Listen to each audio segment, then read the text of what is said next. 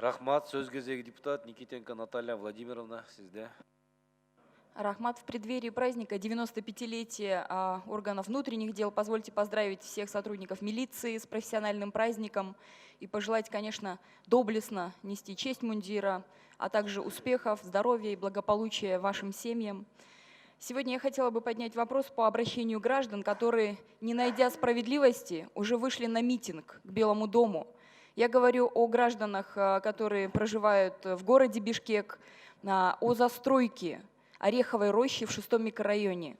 Неоднократно были обращения со стороны различных организаций, фонда «Наше право», граждан. И даже в августе текущего года прокуратура вынесла предписание в адрес Госстроя о том, что строительство незаконно, прокуратура Октябрьского района. Однако, несмотря на предписание прокуратуры, власти города продлили сроки аренды данного участка до декабря текущего года. Хотя есть все основания предполагать, что это строительство будет однозначно незаконным. Этот участок был выдан еще в 2006 году, в 2009 были соответствующие документы получены. И, конечно, возникают вопросы, насколько законно был выдан этот участок. Я хочу обратиться к генеральному прокурору, взять под личный контроль данное дело. На самом деле по городу Бишкек таких очагов, когда незаконно были выданы участки под давлением строительной мафии, очень много. И этот процесс продолжается и по сей день. Обратились также жители улицы Республиканской, где есть парк небольшой, деревья посажены еще в 1950 году. Точно так же в 2006 году этот участок был предоставлен в пользование. Но сейчас в связи с тем, что произошли изменения в законодательстве, есть основания также полагать, что незаконно был выдан данный участок. А сейчас речь идет о том, что хотят начать вырубку деревьев и застройку очередной элиткой.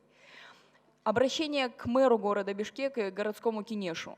Действительно, нужно проявить какую-то позицию, не просто декларативно разъезжать по улицам, осуществлять проверки, но нужно показать результат, проявить позицию и сказать о том, что мы хотим вернуть Бишкеку название «Зеленый город», как это было когда-то. И для этого необходимо предпринять меры, в том числе провести комплексную проверку Генеральной прокуратуре по системе Верховного суда, рассмотреть все те жалобы, которые идут на незаконные вынесенные решения по земельным участкам, которые незаконно выдаются под давлением строительной мафии для постройки элиток, вместо того, чтобы строить социальное жилье, вместо того, чтобы сохранять парки и скверы.